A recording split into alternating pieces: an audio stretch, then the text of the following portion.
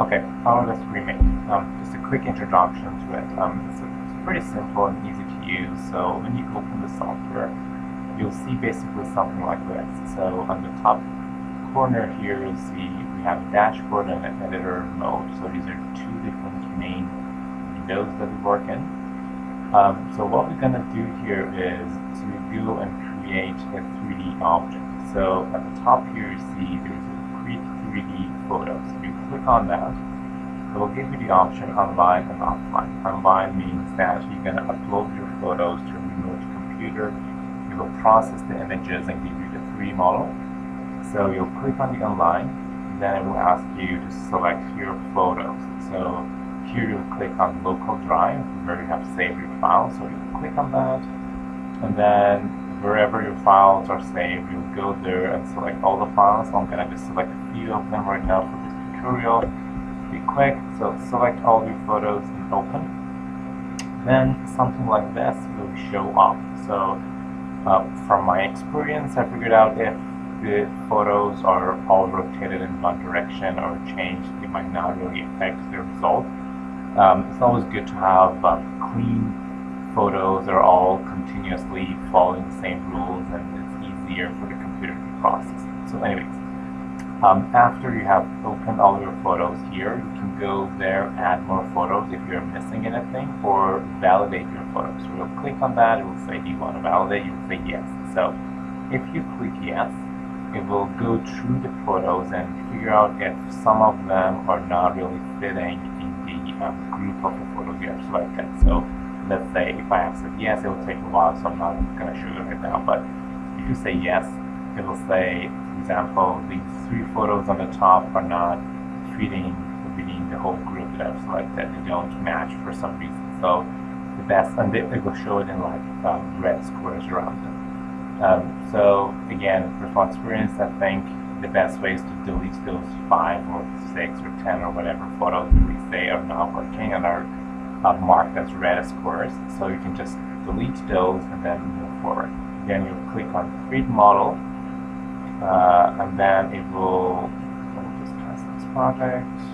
Okay, so if you click on the create model, it will show that here on the bottom, it will start uploading your photos first, then the remote computer will start processing, and then you can see the percentage of the completion of the job. It might take a while, I'm not sure, an hour, half an hour or something, but based on number of photos and the complexity of the object you're trying to get. So after the process is done, it will let you download your model, and then it will show up on here. So you have model to click on. So you click on this model, it will give you something like this. So now I've moved from the dashboard area to editor environment. So first thing, how to navigate through the screen. So your left click is basically select. So with the left click, you can select different parts. With the right click, you can orbit and navigate around. And with the middle click, you can pan. Scroll is zoom, and middle click is pan. So when I open my file, see that it's upside down. So one way to do it is just to export this to Maya and go figure it out there what we're gonna do with this model.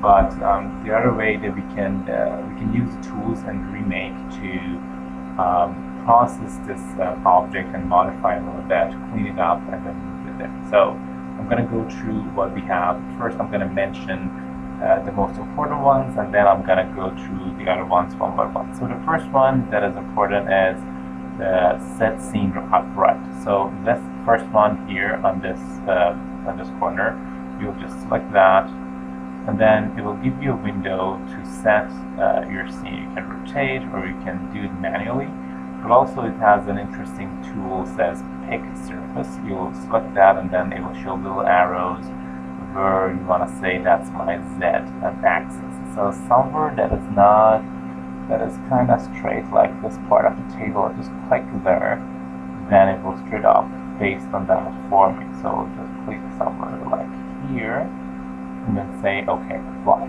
So now my model is upright. Then I will go to export model, a Maya FBX. I can select the quality. I want it to be low, medium, or high.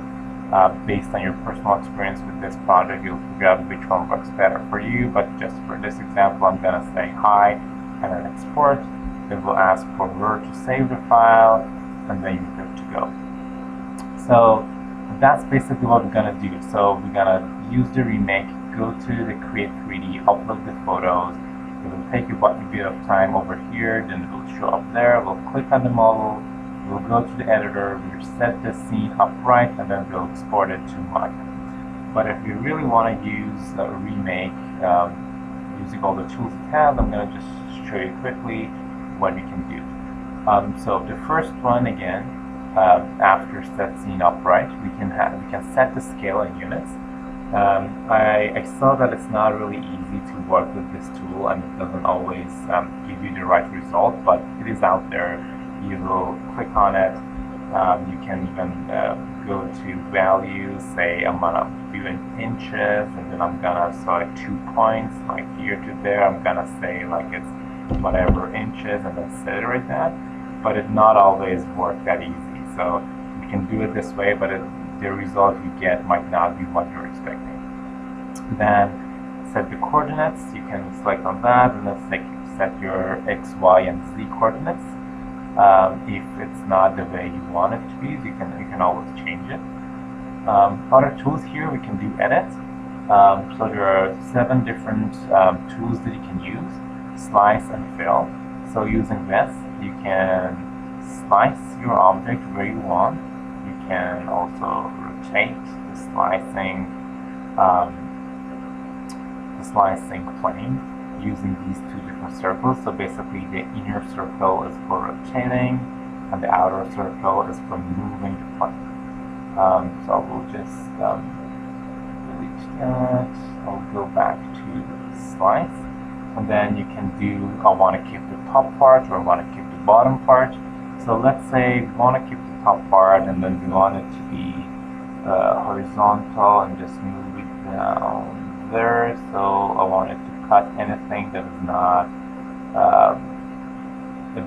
below the surface. So delete anything that is below the surface, just keep everything up there. So I'm deleting basically that portion. So that, apply. There we go, slicing, a bit of time, and then done. Okay. Other tools, we can also fill using that. We can do some surface tools like extrusion and sculpting tools. You can fill the holes. If your object have any holes or anything, you can use that. You can do extrudes. So this surface tool was more like sculpting tools in Maya, which you've seen on tutorials. You can bridge between gaps, and you can smooth the boundaries. Here we can work on triangulation of our mesh. We can add or reduce the number of triangles or the polys that our object has using these different tools, which might be useful for reducing the number of polygons that you have in your model before taking that into Maya. Again, here we have an analyze set of tools, which is might be more useful than some other ones here. The first one is detect and fix model issues. So when you click on that, it gives you this option that you can detect the issues. It will show if there are any holes in your model, if there are any intersections, and if there are any particles floating on the air. So here it shows that I've got a bunch of particles, and then I can select fix. It will delete the extra particles. You can see 32 and 32, and then I can select one by one and fix them. Go to next one, fix it. Go to next one, fix it. Or if there are any holes in my model, again, it will show them. I can go to each of them and fill them the way it shows me. It has an option for filling. It always gives you an option for doing it smooth or flat. Flat means that it will just be a flat surface, but if you do smooth, it's like a smarter way.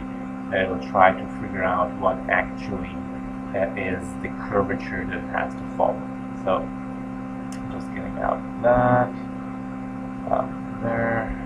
Alright. Here, export, we have already showed the export model, but if you go to export model, you have different Autodesk software presets that you can just select if you are using using Maya in this course, so you'll select that. But if you want to do 3ds Max or Modbox or anything else, you can just select the preset here, use your quality, and then export your model.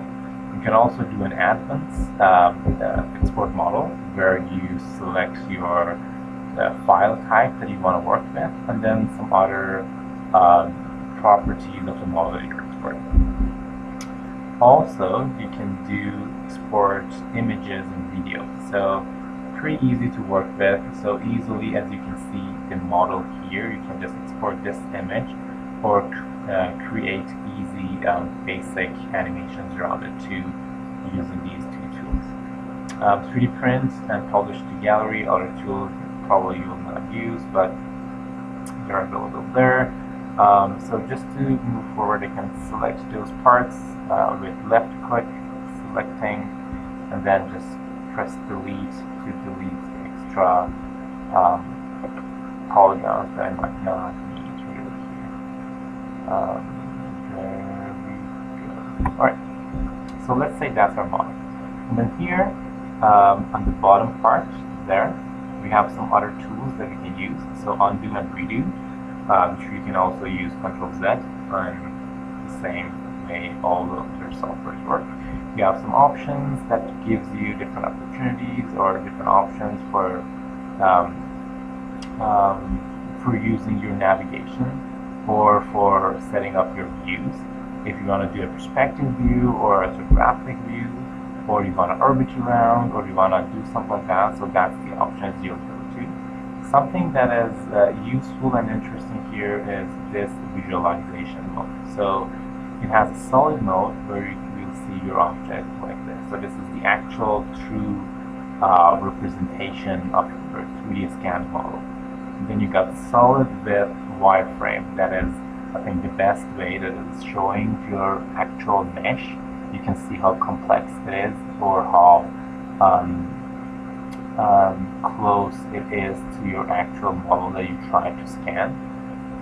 Then after this one, you can see a textured view. It's kind of deceiving because it does a very good job on getting the texture from all the pictures that you have uploaded, so you might be deceived that it's a perfect match, but actually when you do a texture with wireframe on it, you'll see that it is pretty close, but not a perfect 3D scan, which is good and more than enough for this project. And the last one is X-ray, which you can see there. So let's give it a texture and wireframe. Then you can use this navigate tool to zoom, extend, or pan, or orbit around, and then change different types of selections. Then you might want to use a brush, or use a window, or use this tool that just gives you the option to move around your mouse and select another rectangular portion of your model. And then based on what you have selected here, it might give you some extra options at the end. So here I've got add to selection or remove from selection. That's basically it. ReMake, so dashboard editor. When you're in editor, you have this menu there which you can save as or close your model in the ReMake Autodesk ReMake environment. So again, just to recap, upload your photos. It will get processed over here. Don't forget to validate your photos before updating. It will give you the 3D model over there. You'll click on it. It will open a model for you where you can go in and edit as you want.